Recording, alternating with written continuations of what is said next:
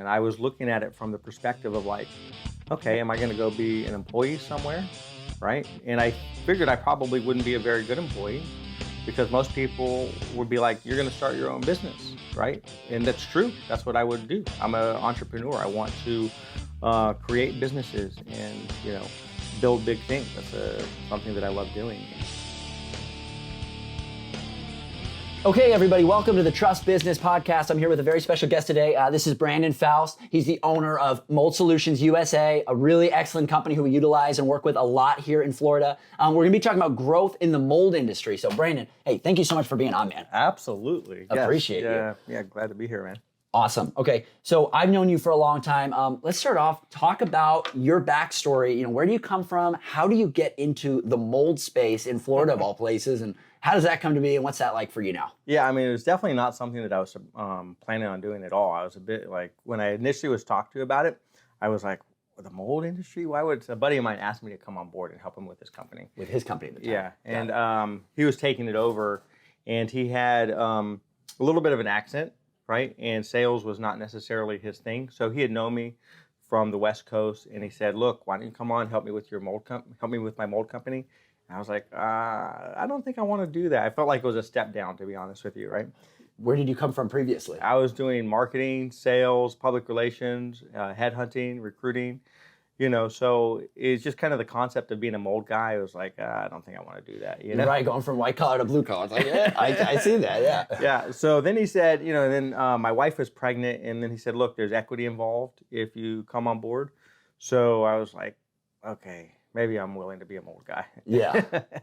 So, we got involved in it. And the thing that was interesting is, even before I'd gotten into the business, my wife was like, we should get a mold test for the house. And this is before you started. Yeah, before. And I said, I actually don't want to spend the $400 on the mold test. I didn't want to do it. I felt it was a bit of a scam, and, that's actually what happened. And so then my son, he's born, and this is after I'd done some of my training, certification, and, certain things are starting to kind of like trigger. And I was like, wow, this is interesting. Maybe there's something to this.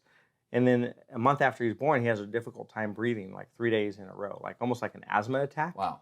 And, she was ready to take him to the emergency room. And for me, I was like, okay, let me just see if this might be related to the air quality.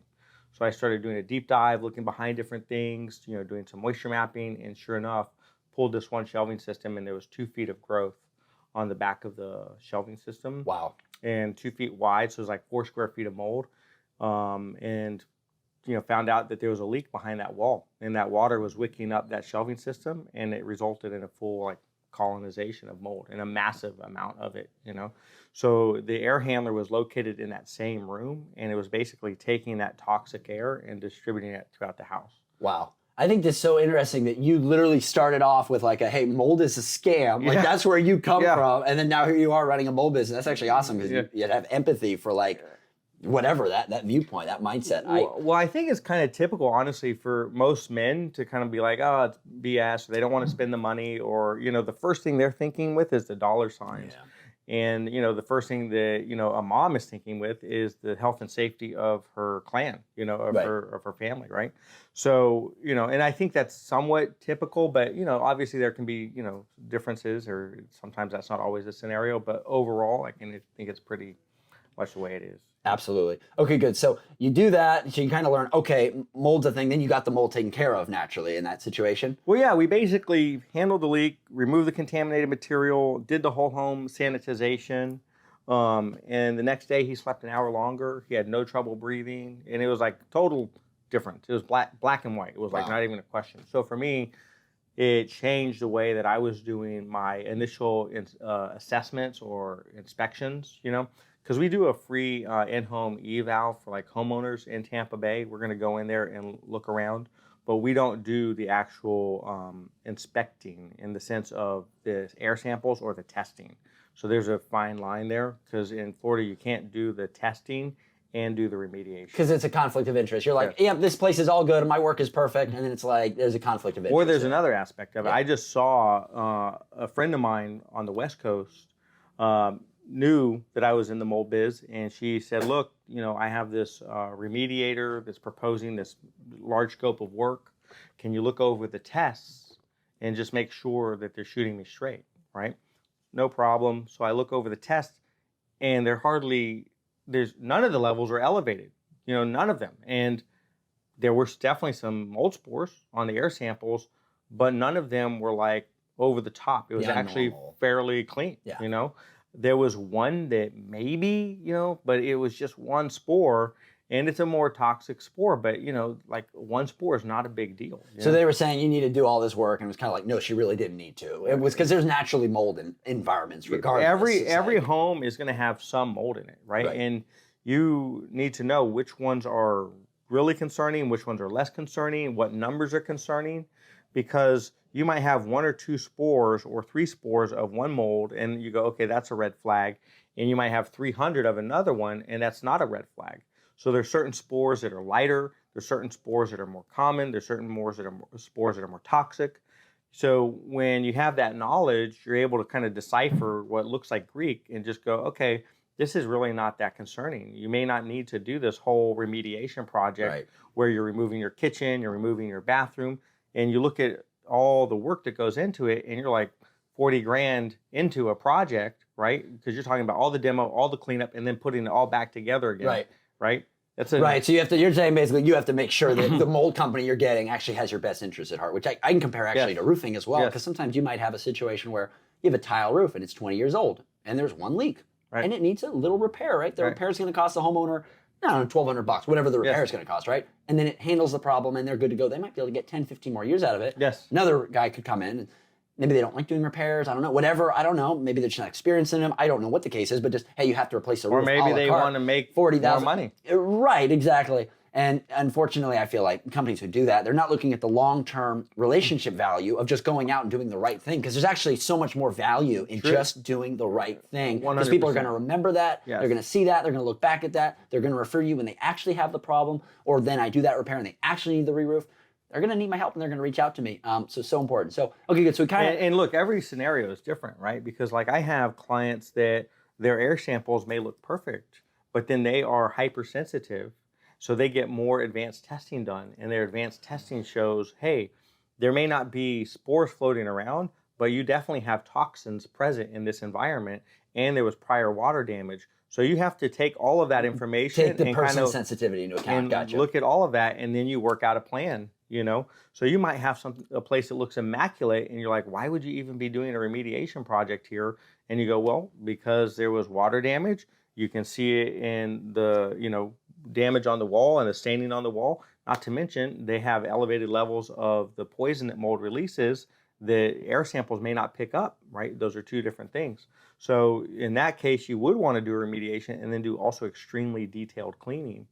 Whereas this other person, hey, maybe that's not what they needed. So you have to look at every scenario and kind of talk to your client too in terms of what's needed and wanted. Gotcha. Love that. Okay, good. So okay, you do that. Now you're working for a mold company with somebody who brought you in, who knew you. So you're doing that. Then how does that translate to now you have your own brand, your old mold company? And tell me about that, and tell me about this brand that you started, kind of how that comes to be, and then where you guys are at now.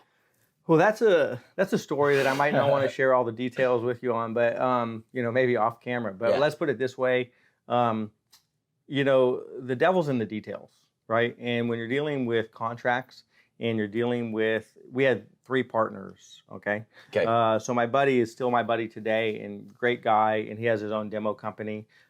We had another partner who, let's say, may have lost his moral compass, And when you're dealing with somebody who's more advanced and more knowledgeable in business and contracts, you really got to make sure that your contracts are on point. And one thing I will say is don't try to save dimes when it could cost you millions, right? Make sure that you spend the money on the lawyers to read over the contracts. In terms of putting into writing like an ownership agreement, a non-compete, NDA, like signing things like this. I completely agree. That's something that people learn the hard way a lot on.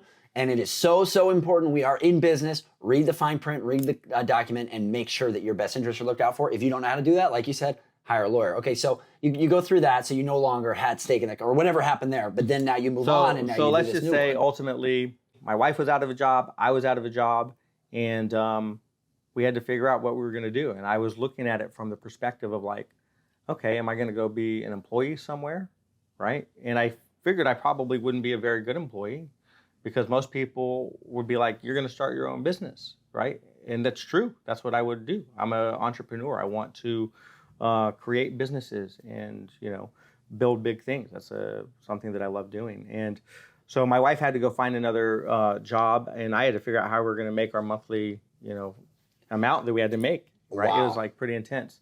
And we had a 2-year-old and a 3-year-old at the time. So I went to Louisiana for about a month, made just enough to kind of pay everything. Go do mold work in Louisiana. Mm-hmm, yeah, there had just been a storm there, and I had another friend who was out in Louisiana who invited us to come do work there. So we went there and, doing all kinds of inspections and assessments during the day. And at night was working on the marketing, the legal, and everything that you need to start a business for Mold Solutions. And, within about 6 weeks, everything was ready to go. Came back home, did my first 6 estimates, closed every one of them, and was off to the races. Yeah. How did you come up with the name Mold Solutions? It's a pretty good name. Yeah. Look, it started Mold Solutions USA, right? But the reason being is because the domain, moldsolutions.com, was $20K. So I didn't have the money to pay for a $20K domain, right? Right. And so I had to figure out a name that was going to kind of, show that we solve a problem. That's what we were kind of doing, Mold Solutions, right? Yeah. So Mold Solutions USA. So within the first year, I bought the domain, right at the end of the year. I love that, man. Yeah. So it was, I wanted to build something big that was going to be potentially a national brand, which is where I'd like to take it, really. I love that, man, that you went all in. You're like, I love this brand. I love this domain. I'm going to go ahead and get it. I remember when that happened for me. I got super lucky with Trust Roofing. It was only $3,000. And from the time I bought it to then the time we actually switched the brand and started using it, it was like a year. So I did it before we were even ready to, because we had to invest in all the other things. The new, signage, the new promotion, the truck wrap, the this, the that. We weren't even ready to do all that yet. So we kind of did that. My brother did another example where his company's Guttersmith, and he had like Guttersmith. It was something else.com. And he's like, yeah, well, Guttersmith.com is this much money. I'm like, dude, just do it. Yeah. If you're going to run this business, if you're going to have this baby, you want that domain. Whatever. Obviously there might be a cost that's too high, but like $20,000 for that brand, that's worth it. I also negotiated. I did negotiate. I got them down to like just under 10. But that's awesome. Yeah, it was a great domain, but I love Trust Roofing too, right? Because I remember your other company, the name was TFG or something? T&G. T&G, right? It's like, what's that? Who's T&G? I got to these questions. Who's T&G? What's the T&G? And then on the phone, they're like, T and what? T and H? Like, they couldn't even understand my email address. I was just like, oh my God. And now it's just like, oh, your name is Trust Roofing. Like, oh, good, trustroofing.com, right? Yes. Just simple. So to the simple, point, right? concise. But also the thing about what mine does, and I feel like what yours does too, is our names kind of lead into the entire scope of the company. Trust Roofing. We're trying to build a roofing company based off trust. Mold Solutions. We're providing solutions to mold. Like, it allows you to build everything else off that name, which is something that I am huge on, and I recommend if you're starting a business or going to build it, think with that name to start off with. That is so important because you're going to build everything else off of that. Your brand, your brand, and then everything that you do, your wraps, your business cards, your promo, you'll have to redo it, Yeah. And we had Mold Solutions USA, but what people would remember was Mold USA, and I'm like, that's not what we're trying to communicate here, right? So definitely, I was like, we got to get this Mold Solutions and figure out how we're going to make that happen. So it really is crucial that you kind of nail down the name. But anyway, love the brand. Okay, good. So you get out here, you do your first 6 quotes, you kind of just get started, you sell them, you sell the jobs, start doing jobs. Where are you guys? How long ago was that, and then where are you guys at now as a company? So that was October 2021 is when we pretty much launched. It was mid-October, October 17th, I believe. And, now we are at about 20. So basically a little over 2 years. Yeah, so we're at 20 staff now. Wow. And we have 2 different companies. So we have Mold Solutions, and then we also have Real Duct Cleaning. So I own both of those, right? Or let's say I'm the manager of both of those, okay? But they're great. They go hand in hand. Indoor air quality is so, when you have mold, you also have to keep in mind that those minute particles are going to travel. And the HVAC is going to pull those particles, and it's going to potentially get caught in your ducts and your system. So HVAC cleaning goes hand in hand with any sort of mold remediation project. Wow, cool. So just in 2 years, you have 20 employees. That's pretty impressive. I guess pretty fast growth to build a company that quick. What does that look like in the 20 employees? Like how many technicians do you have? How many people in sales? How many people in your office? What's the breakup look Yeah, like we're there? pretty much half and half at this point in time. So we have, I think 11 technicians, and then the rest are admin staff, right? And then we have a couple of independent contractors that help us, in terms of like my bookkeeper, for example, is not, my full-time employee. Although he's great, Yeah. he's 1099. Sure. So stuff like that. Sure. So yeah, it's been fantastic. We're about 20% faster growth than my other company. Nice. Yeah. Wow. So you're improving based off stuff you learned already, and I'm kind of competing even against quicker. myself. You're yeah. competing against yourself. I like that. I like that. That's what I tell everybody too. It's actually a good thing you just said. Don't compare yourself to others. Other people around. Compare yourself to yourself yesterday and get better. So I like that. Like that mindset.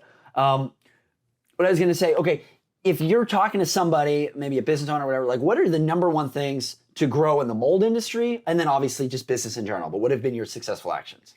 I think the most important thing is having a product and then just delivering a great product and being very responsive with excellent customer service and making sure that you have that sort of customer satisfaction guaranteed aspect of it. Now, look, I would love to be 100%, and I push for perfection.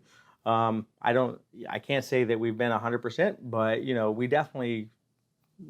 we have over 170 5-star Google reviews in less than 2 years. Wow. So, and that's where your eyes are set on. I like that. Give me some details. What's something you do that achieves that customer satisfaction on like a more granular level? Like what's something specific that you guys are trying to do or trying to push out? well, I think that, and maybe this goes with the 24/7 emergency service sort of responsiveness, That's awesome. but being willing to get on the phone at whatever time to talk to clients.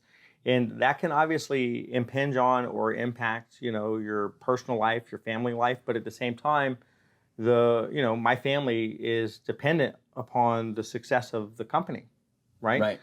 The schools that they go to, whatever is important for us in terms of being able to provide for them, the better the company does, the better they have it, especially when you're starting from humble beginnings, right? Like we don't have investors. We don't have guys that are private equity that's kind of like shoving a bunch of money at us. We have to do it from the ground up, right? So the way you do that is through grinding and hustling and delivering incredible customer satisfaction and making sure that your product is on point. I love that, man. And I completely agree. That's 100% how I try to operate. And I learned that from my mom, because when I was being raised, and I was young, my mom and dad had a roofing company, really mom and pop, ran it from home. But she would be homeschooling me and I'd be being tutored on something along with being on the phone with a commercial roofing client. She's like, yeah, and on the estimate on 9 number, and Robin, don't do this, don't do that. Yeah. And she was just dealing with it because that's what she did. She was the small business owner. It would be the weekend. It'd be while she was driving. It was here, it was there, right?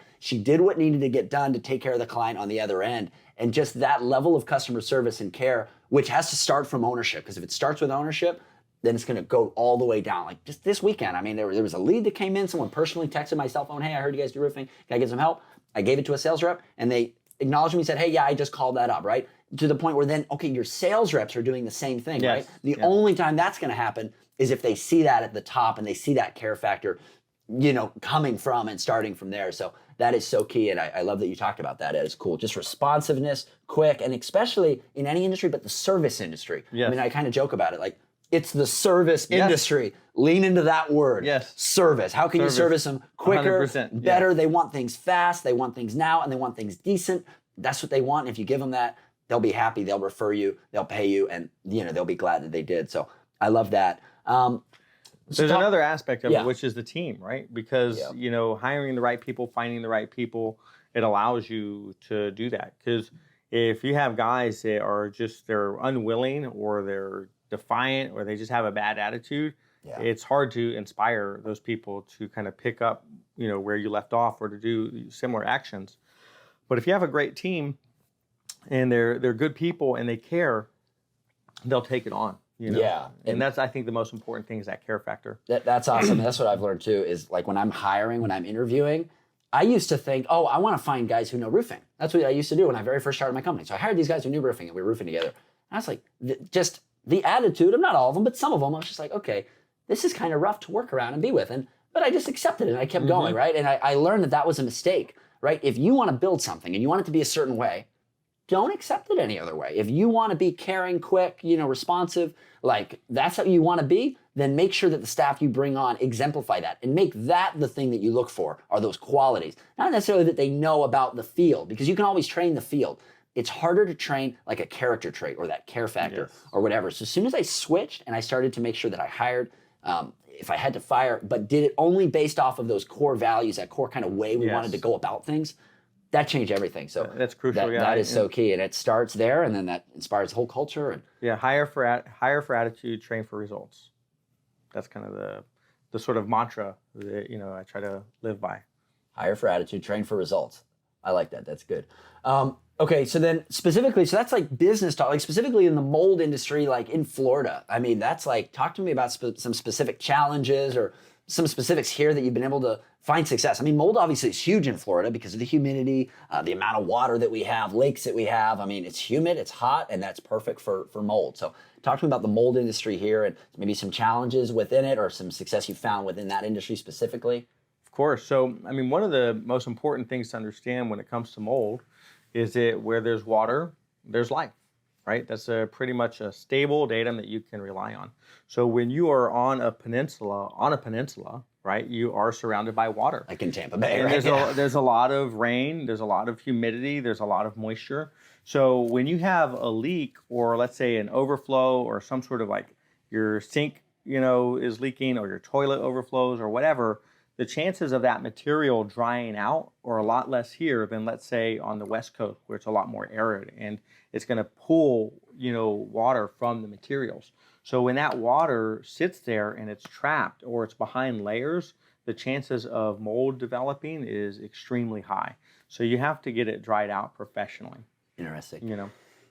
Do you have a way, successful like marketing tactics that you utilize to find those people, find those owners, anything unique that you do there to like help market and get out to those people who do need help, who do have water situations like that, leaks, like? It's basically any of the marketing that we do, similar to the concept of, you want to have multiple streams of income. You want to have multiple streams of leads that are coming in, right? Because one might get cold or, who knows what's going to happen. But ultimately, there's a balance between, of course, the internet and digital is that sort of low-hanging fruit where, a person has a problem, they just ran into mold. What are they going to do? Mold Google. removal near me, right? So they're going to go to Google. They're going to try to find a company. They're going to look at reviews. They're going to see who's the most responsive. They might go to Angie's List. Angie's List tends to be sort of your bargain shoppers. They're definitely going to be getting 3 quotes. You have paid leads. You have, for me, it's about the long-term play. It's like, what are we doing for that, really thinking in futures? Because you could spend a huge amount of money on ads and then you've kind of blown it. But what about spending time on blogs or on, things like podcasts? Podcasts, right? Podcasts where you're going to have links and you're going to have, on stuff like Spotify or Apple or whatnot. There's going to be different platforms that those backlinks are going to be, on from there. And you're planting seeds. And also those blogs could end up being, stuff that you're getting business from a long time into the future, right? It's one of those things that is really a crucial element to everything that we're doing. Wow. I love that. That was like spot on. That's a lot how I think too in terms of channels and building multiple channels out. Because I feel like there's some people will ask like, where do you get your leads? How do you get so many leads? People will ask me this. I'm like, there's no one golden bullet or silver bullet. That's not how this works. They're like, oh yeah, my Facebook ads are just perfect. No, I mean, yeah, like I do Facebook ads. I do Google ads. I do organic. I do, it's every channel combined. But like you said, the number one thing that I lean into and that I invest in is the organic brand power. Yes. Wrap the truck, wrap the trailer, put a yard sign in front of the house, go ahead and hang a few door hangers around the neighborhood so that people see it. I do automated postcards. Like if somebody signs a contract, the 20 closest neighbors get an automatic postcard about our brand. That's really awesome. And they get a 3 postcard drip. Wow. Then my project manager shows up to the job and they're knocking on those closest doors. So by the time the job is done, those neighbors have gotten anywhere from 6 to maybe even 20 impressions of my brand. They're driving by, they see it over and over again. That's the key, is how many impressions can you get the people to have your brand, and then also run Facebook and social media ads in that neighborhood. I mean, literally by the time you're done with the job in that neighborhood, the way that I try to run it, they might think like, wow, are these guys like a national company? Are these like the biggest company in Tampa Bay? No, not at all. But we strategically went after that neighborhood while we were in it to try to go after it. So that's a big thing that I'm into, but having multiple lead channels and leaning into them all, and not just leaning on paid ads, because yes, paid ads will get you there, but you're always paying. You're constantly paying. Yes, but and it's a lot. When you go out and say, make some organic content, like make content like this. Somebody might watch this when they search something about mold. They see you talking, they're like, hey, this guy knows what he's talking about. I'm gonna call their company. Boom. That's something you could get a lead of this in a year. You just never know. But just getting out there in unique ways and getting people's attention in terms of your brand. So that omnipresence is so crucial, right? Everything that you're doing, it develops this sort of omnipresence, like you're everywhere. And after that many different touches, right? Yeah. It's like anybody that's thinking about it roofing is gonna want to go with you, right? So there's a book that I read called Contagion, right? And one of the lines in there was top of mind, tip of tongue. So if you're kind of like getting people to think of you, right? If somebody asks, who do you know that does roofing, or who do you know that does mold? If you're like top of mind, they're going to be, oh, it's Mold Solutions. Oh, it's Trust Roofing.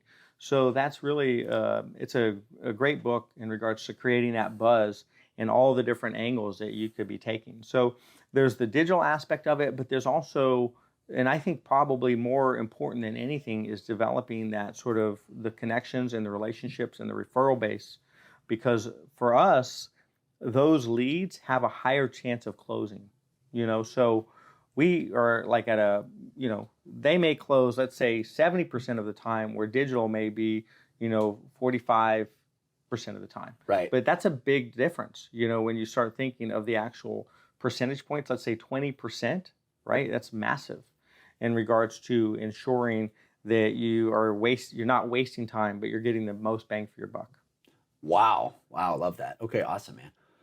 One thing I want to go into is operations and how that relates to marketing, branding, like what you're talking about, because something that I see a lot of, I see this so prevalently in home services and in some other industries, but home services is the number one place I see this. I see that in solar a lot. I see it in roofing, is this idea that like, you're just going to jump into this marketplace and you're just going to like market a lot and sell a lot, market and sell, and then just go ahead and outsource all the rest, the operations. And it sounds crazy to say that, but that is literally how a lot of companies, some very large ones, operate. This is where they focus, marketing, sales, then they outsource the operations. And to me, I come from on the roof doing the install. So to me, I couldn't even imagine that. I'm like, no, the guys who are on that roof are my guys. They're trained to my standards. They're doing it my way because I understand the importance of that.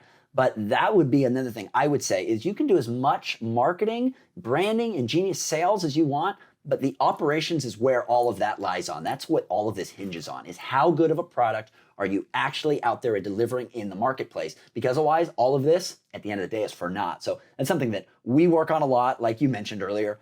So far from perfect, but again, that's kind of where our sights are. That's what we're trying to do. And I see the way you guys operate too. Your technicians are in-house. I see your social media content, and I see your technicians there. Like I see the guys. You guys are they're working on my house right now. I have a mold remediation thing at one of my properties, and they're working on it. They've been doing great so far.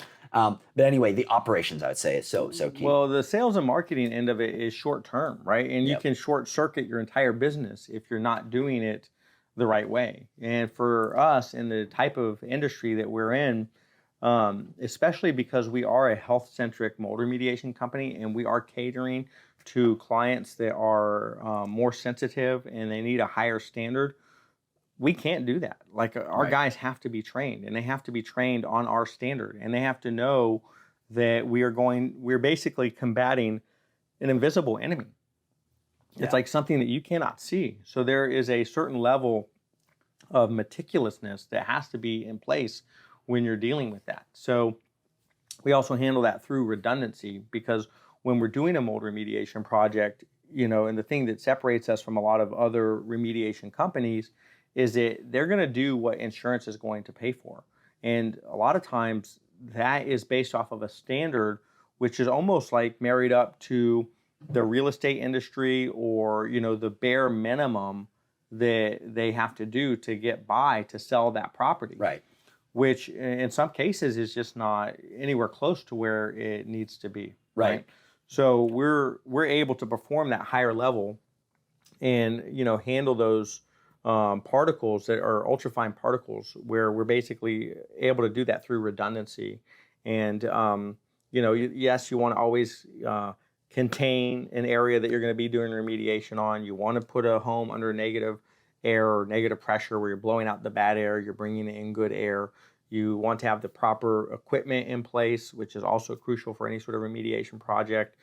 You want to do precision cuts versus sort of the barbarian approach, or maybe like a general contractor that's just going to go in there and tear it out and kind of the barbarian approach. I love that. We'll get rid of it. You know what I mean? Drink a 6-pack and wrestle the alligator. If I were in the mold industry, I'd be doing the barbarian approach. Right. No, I'm kidding. I'm a roofer, so that's us all day long. So we're doing like the precision cuts, dustless cuts as much as possible. But you're just taking pride in what you do. You're trying to, how do I do this to the best degree, and then try to do that. I like that.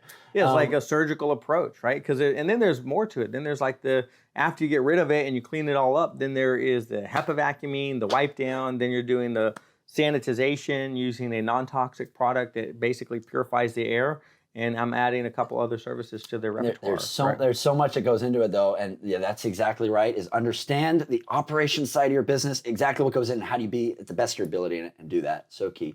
Something I want to go backwards on the marketing, because something you do really well at, and your company I feel like is really talented at. I saw this with your last company that you were working with, and then now your own company. You guys are awesome at social media marketing and just getting out there consistently on that. So talk to me about that a little bit, because especially in the service industries, I feel like there's a lot of people who are still sleeping on this, and I don't know why, because it is so key right now as part of an overall business strategy to get out there on social media. But talking about that, why do you do it? What are your successful actions with it on that? I just think that your digital footprint is so valuable in regards to really developing trust and a rapport and a relationship with your client base or your potential client base. Yep. Because, what do you do if you're looking at doing business with a company, especially somebody that's going to be coming into your home? You want to know those people, right? So you might look them up on Google and they're coming, and now you go to Instagram or you go to Facebook to check them out, right? Well, it's better that they feel like they almost know you. Right. Or that there was content there just then and there. Oh, they're an active company. They posted today. No, man, I agree. And I'm finding that social media is even more important than I even had thought before. I mean, I used to ignore it. I used to be like, man, I don't want to get on social media. Yes. And the reason I did that, and a lot of people do that, for me is because I looked at it and I was like, it felt kind of vain to me. It felt like, oh, look how great we are. Look how perfect we are, right? Because social media, you're always just kind of blasting all of the perfect stuff. And it sometimes isn't showing like the reality of your life. So that's why I didn't like it. But then I realized that I could actually go on there, and A, it was so important for my business, but B, I didn't have to always do that. I could also showcase, hey, here was an imperfection that happened in my business, and this is how we handled it, right? That's a good way and to do it. Actually being a little bit more real on there. So that's something for me. But I'll give you an example of A, you can get out to clients, but B, to like employees and potential business partners. Like recently, I just started to post on Twitter, or it's called X now, right? And I ignored it for the longest time. Okay. And I got out of that platform. And so I just started posting like about my business and stuff. And right now I only have like, 400 followers, not even that big. But like literally a guy saw one of my posts and he reached out to me, and he was like so interested in what I was having to say on business on there. He was like, I want to fly out to your company and I want to do a consultation, a paid consultation like of your business. I was like, whatever. So I talked to him, went back and forth, and he's coming here and I'm going to do a paid consultation to help this guy out who's in my industry. But he reached out to me to do a paid consultation of my business and of my company. And I was just like blown away by the fact that I had only been posting on it for just a couple weeks, and then I got a reach out like that. Because the other thing it's good for is not just your potential client base, but potential employees and potential industry partners. I'll give you an example of my sales manager, who's amazing. He's excellent, and he's been total asset to the company. He's a great guy to work with. But he found us specifically off of truck wraps. He kept seeing our vehicles wrapped around, and that's where he saw us, right? And then after seeing the truck wraps, though, he got onto Facebook and he started watching some of the reels, some of the videos that we've been producing. Absolutely. He saw a company story video that I had created, right? Like, a year ago, I paid for a little company story interview that we got done. And he was really impressed. So he reached out and was interested in working with us. And he actually had researched and understood like the company vision, what we were trying to do. And he was interested in getting on board with that. So like you said, your digital footprint and making sure that you're out there for your clients, for potential employees, potential industry partners, it's just so key. And it just starts with just one post, one time, and then consistency and always trying to make it better.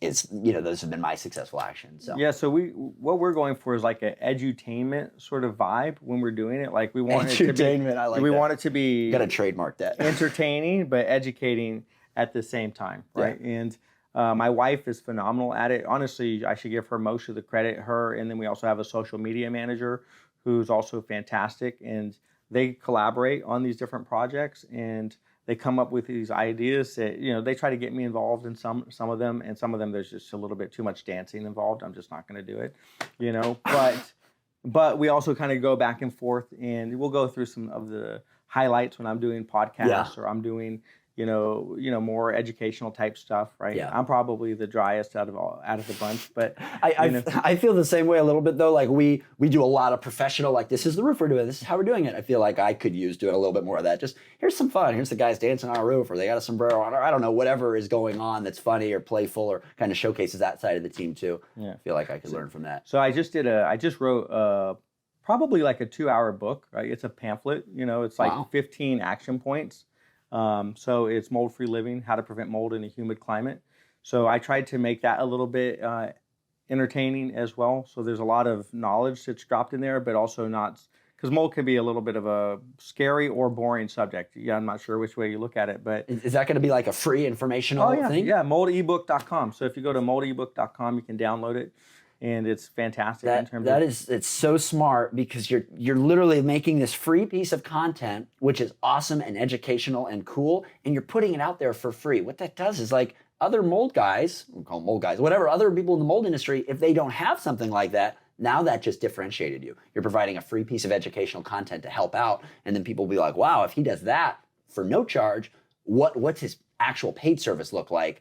Maybe more interested in reaching out to you. So I love that. Yeah, and I think that when you look at it, you're trying to educate people, you become better at anything that you're trying to teach people on, because you have to make sure that you really know your stuff, and you want to make sure that the information you're providing is spot on. So when I did the book, it was basically after going through 3,500 homes and looking at all the different, things that would create mold in a home.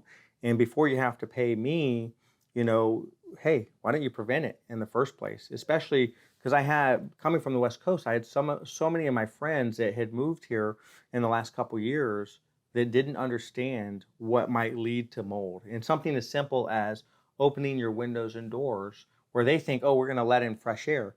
Well, if you do that at the wrong time of year, you've just exacerbated a mold problem dramatically, because now there's moisture and humidity and mold spores that you just invited into your house, because hot moves to cold, just like wet moves to dry. So the home being more cold and more dry, you're going to get that movement in. So I was like, okay, people need to know how to make sure that the problem doesn't get worse. Got it. I love that. Educational content. I love that. Okay, we could talk about marketing forever. I love talking about marketing. Let's see, to close this out, tell me, like, you talked about like big visions for Mold Solutions, where you want to take it. Tell me about where are you trying to go with it? What's your vision? What are you trying to do in your industry? And like forward outlook. I mean, for me, the most important thing is helping people. And like you said, we're in the service industry, so we're here to serve, right? So the more people that I can help, the more people that I can serve, the more people that we can make a difference in their lives, the better.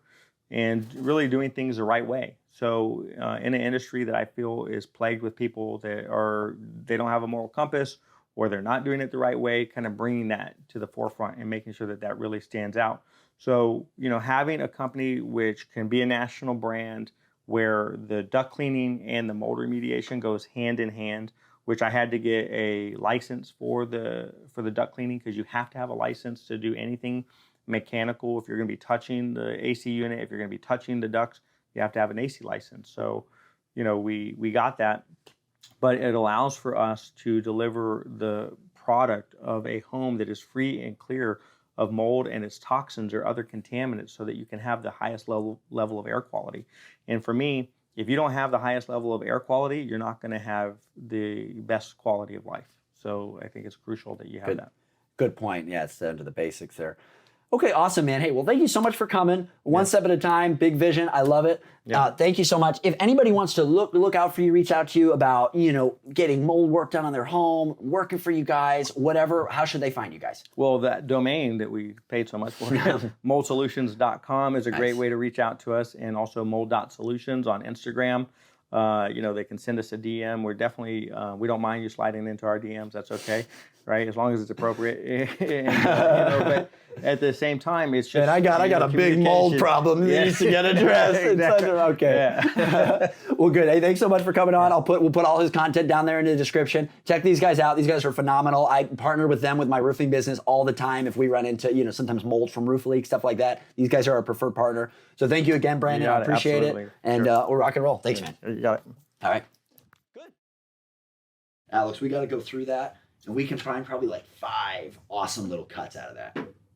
More.